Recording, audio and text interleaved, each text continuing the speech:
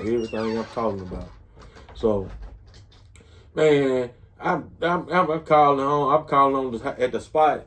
I'm telling them niggas how to do what they got to do and shit. And then I had a couple of cars in the shot. I had a Cadillac back then, one of them Cadillacs, blue Cadillac, white top. And it just came out, and it was another car we had, an old school, but they brought the Cadillac. I used to be in the window in the jail part. This how it too like crazy years. When you're in these streets, man, you gotta be Bentley just to think this shit was cool. And we thought that shit was cool, man.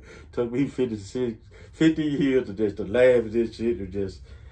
It was when we gave, like I said, it's better now though. Y'all got other things to do, but this just was our life, man.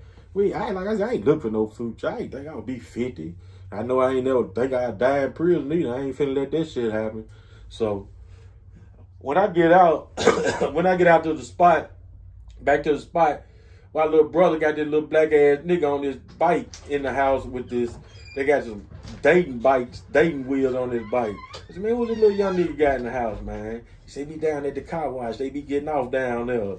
So I can see the nigga, they tell me his name. So I forgot. I think they said David. I think they called him David or something. So I gave the nigga the YoungBuck name though. But man, he loved rapping though, man. All them niggas used to be rapping. Our spot was the spot, man. I'm talking about my homeboy Bolo had brought Jazz and Faye over there to chill. And goddamn, they ended up spending the night because he was doing the album for Jazz and Faye. But Buck, our homeboy Boogie was like one of the first people in Nashville have his own video. He was the first one to scream my name out in the world off top, Boogie. They 3rd Avenue, Tang Banger, man. Daniel Jenkins, don't forget him, Boogie, shot. Our homeboy got killed, man. I was in CCA doing my 3 years at that time, too. And little Brian Fitzgerald got killed, man. They killed my little younger, man. And Boogie did a video, man. So, like, I would tell them niggas in there, anyway, I'm gonna give me some money. Then I see my nigga, man. I'm talking about we from the shoebox, man. You know what I'm saying, man? Me and Boogie met because he moved over in our neighborhood. His daddy was a preacher. And my first hustle was selling 9-laters, man. We used to go up to the little store in our neighborhood because that's when they started shipping the white kids into the mix us up in school and shit. So where they live at, they ain't have 9-laters. We had 9-laters. So I used to go up and buy me like 2 cases or 2 boxes from Good Daddies. And man, I go up and I buy them a dime a piece. You know what I'm saying? I go sell them for $0.25 a piece. And so one time, man, that nigga Boogie up there trying to shortstop, man. I had hit him in the forehead. We been brothers ever since, man. I love him. That's my brother. But he the first one that ever shot my name out. Boogie shot. He had a video shot about Brian Fitzgerald, but that's the first person that ever screamed my name out. But see, Boogie knew 666. He knew all them pistol signs after Boogie them with Easy. Nashville always been surrounded in hip hop. Like I said, before when Lil Wayne came out, we had Lil Wayne out to New Orleans. They were running through these Nashville streets. Them Hummers and Ferraris in them videos. It's my people, not Atlanta people. Them Buck people, when Buck said them are his people, them my people too. Tim Booker. Man, I'm gonna tell you a story.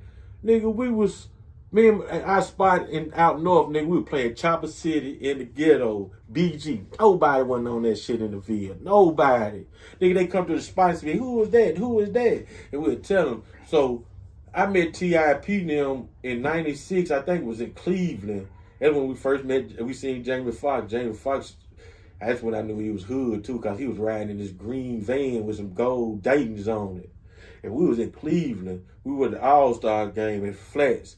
And one of our homeboys, I ain't gonna say everybody's name, you know what I'm saying? But my homeboy and them, all of us went there. But Debs and T and Booker, they done did time and everything. They been in prison and all that. So, but Debs was my nigga. Debs told me, man, come and kick it with us at the All-Star game, Priest. So I went to the All-Star game, kicked it with these niggas, man. These niggas rich as a motherfucker, man. But we having a ball. I'm a street nigga with money, though. I'm wild. They love me. They love my vibe. So, nigga, every time they had something, they called me. So we went to the Black Beach weekend when BET had the first, like the Black Beach weekend. It was all Tennessee niggas. Niggas from Chattanooga, niggas from Memphis, Hot Rod. I met Hot Rod from Memphis. That was my nigga. Nashville niggas, some of them niggas in Memphis still had Jerry curls, but it was still like 97 or 98 when we did. I think it was 97. It had to be 97 or 98 whenever they started their first Black BET bling, because we was there deep. We had everything. We the biggest ones down there at that time. So we go to the beach, man. We kicking it. So I let Delmas and T and Book and all these niggas here. We playing Chopper City and all them niggas out. VG, Juvie, Lil Wayne, all these, and Manny Fresh, all of them in this, all of them on the, Chopper City.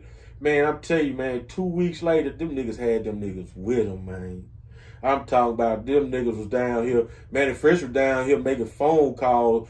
You know, I call now, machine come on, man. I might call my nigga. That nigga Manny Fresh saying spitting verses or beatboxing, talking about he can't get to the phone. That's how deep they was in Nashville. For like I said, for see Lil Wayne running around these streets we used to run through, and I seen him as a little boy. He was running around with Jimmy and Ted's deal. But see, I'm older than them. That's why me and Juvie was so tight. You know what I'm saying? But I seen Lil Wayne as a little boy, 13, 14 years old, running through Nashville. And then all these studio times, we'll go to the studio, they be doing their music. So they made their album, their first album, where they showed the yellow Hummer, the yellow Ferrari. These niggas from Nashville, man. You know what I'm saying? Nashville got plenty of players. It's everywhere, every city. Man, we just talk different, everything. Every hood the same. That's why when a rapper from out, because first time I went to New York, I ain't hear no South music. But the next time I came, I ain't barely heard New York music. So, but it's just that African tribe beat. But we all just get together and when you meet, you'll see, like, we speak different, move different, but we all got that same vibe. We know, especially if you come from that struggle, you know it. Man, I've been going to New Orleans since '96, man. I was down there for Katrina. But we're going to get back to Buck, though. I'm just talking about how Nashville is tied up with this music, too. But we don't speak on that. It always, Jimi Hendrix used to run through here. Nashville is the music city, just not for country. You know what I'm saying? So I've been around this shit and I've seen it evolve, man, from how Lil Wayne started to now. You know what I'm saying? So I seen that with my own two eyes. And when I went to that concert last night to see that, I was happy to see that because, man, we paid $40, $50 to see him, man. They paying $1,500 to $2,000 just to see him. You know what I'm saying? We saw the good part and the bad. But he got off last night. And then they knew every word, young and old. So that man, hey, he's a legend. They can't take that away from that boy, man. That boy is like the black Michael Jackson of hip hop, man. They can't take it from him, man. That boy gave his whole life for music. Because you can't even think of it. Only time that boy ever sat down from 14, 15, 13 to now, only time he sat down when he had to do that time in New York. And other than that boy been on that bus his whole life. I bet he don't even know how he could, if he started going on the road, that boy probably be getting sick or something, man. But that shit a job, though. And he took it serious. He see that hip-hop is a way for us, some of us, to get out this slum. And he's a real New Orleans nigga. Because if you go to New Orleans, I was telling them last night, my people them, see them. Man, if you go to New Orleans and you know how New Orleans people are, that's how they are.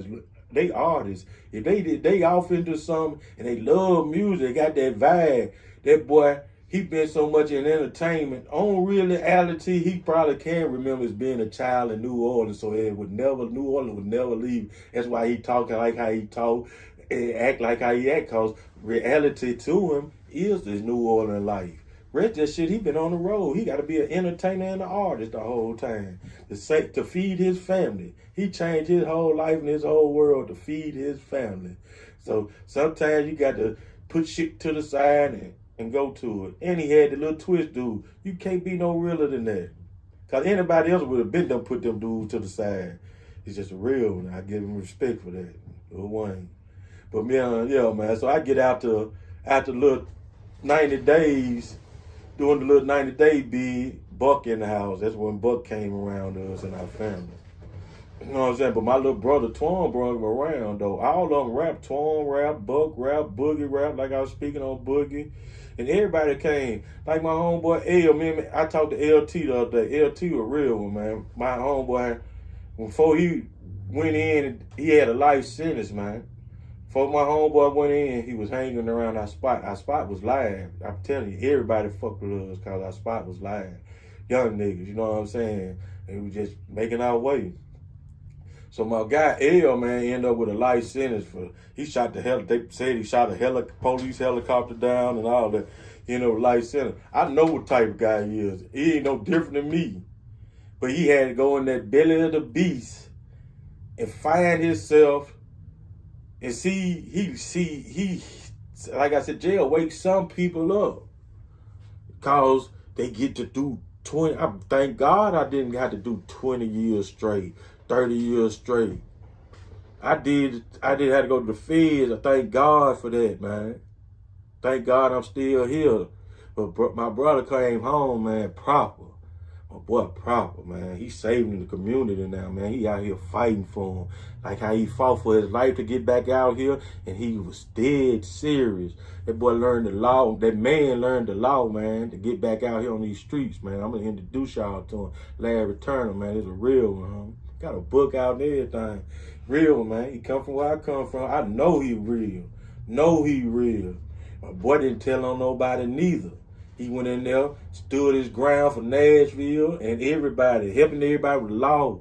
That boy out here goddamn marching up and down in front of the Capitol building. He seen me, man, talk the other day. He said, I see you, bro. I said, man, I had my awakening, man. I said, man, I'm through that. But I been through with it. But I ain't, I'm a survivalist, but I was tempting. And God set me down, man. That's why I remember a whole lot of stuff, man. Anybody know me, man, I can't even remember stuff. Shit, man. Nigga, I tell you, nigga, could nobody out-drink me. Tell you, nigga, I was on the bus with Juvie 2 or 3 years, nigga. I have my cup and it won't spill. The CeeLo driving crazy as hell on that bus. My cup ain't spilling. You know what I'm saying? But back there, and Larry Turner and Buck is cousin, kinfolks, real family. They are real family. Buck, we took Buck in as my brother. Cause you don't come from the same father and dad don't mean you ain't family, man. Cause some of your family ain't no closer than your friends. You know what I'm saying? But Buck was a child when he came around. I was grown. He was about 14.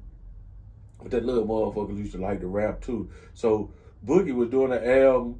Me and Boogie was doing an album. I was helping Boogie out with his album. So we started doing stuff at Sounds Check in Nashville. It's a studio, big studio. And so we stayed in there about a year or two, almost about a year. I know it's over a year or something. And working on his album. So Buck that's what Buck first started getting in on the albums was with Boogie. And then B seen it in him too, and Lil Jimmy and them seen him. So like I said, Lil Jimmy and T.I. and them were fucking with Baby and them. So T.I., we had the spot, like when Buck got shot in the spot. I was with the TIP niggas. We was at where we was at, man? I think we was at another Black Beach weekend when the tornado had hit. And Buck had got shot, man, and after that, but I always told Buck, man, don't be hustling, man, because you talented, man. Because we know, man, we were seeing people coming out these slum, pimp them, coming out this talk and rapping, man, and making it. When we were seeing black folks making it from this rap, man, everybody was trying, boy. Everybody was trying. I'm telling you, everybody was trying. Them TIP boys were really trying too, though. They had Buck and D-Tay. They brought them out. And when Buck and D-Tay album came out, they shot the video in our hood on 3rd. That was our cars and shit in there. But Cash Money was getting bigger too. And all of them was running together. So, when they run, we go do shit all together and shit. So Buck got in with them niggas, man. But he would always been serious, though, man. I don't give a fuck with nobody. I said, can't nobody fuck with that boy spitting, boy. Buck cold than a motherfucker. I don't give a fuck. That boy cold. And he don't be lying, though. That nigga come from the slums, nigga. He come from that shit too, but he been spoiled like Lil Wayne all his life. I used to spoil him. I had the fucking grown women at 14 and 15. He used to live with me, walking on marble floors, man. We riding and goddamn everything it is big. Nigga, I'm taking the niggas places where other motherfuckers can't go, man. I just took him in like he was my son. He'll tell you that nigga live with me. My wife I'm with right now. We messed around back in the day. She know she stayed with me and him. She know that was my boy. That's my child. That's my son, but that's my little brother. We too old. I'm too old. He too old for me to call him my son. So I said, it's my brother. You know what I'm saying? That's why I never did say nothing about him, man. I love dude, man. Nigga, I'm a ride with him. He need me. That's me. But I'm gonna tell y'all some more stories, and we're gonna put it together. I know I'm all over the place, but the YouTube thing we trying to get together ain't working right. Cause I'm talking too long. They shouldn't be short now, but I promise I'm gonna put something out there. Cause I had my nephew shirt on, but now I got another kind of shirt on. Just had to put something out there. But we coming, and I had a good time last night. That Lil Wayne concert, it was live too though. But we gonna come. I'm tell you the story about Buck Pimp C, first artist from Nashville. They killed him. Somebody killed him. They found him some years later, but the last person he was seen with me, and it hurt my feelings for his family. Wait a minute, his family is this old lady, Star. She kept a white girl stripper.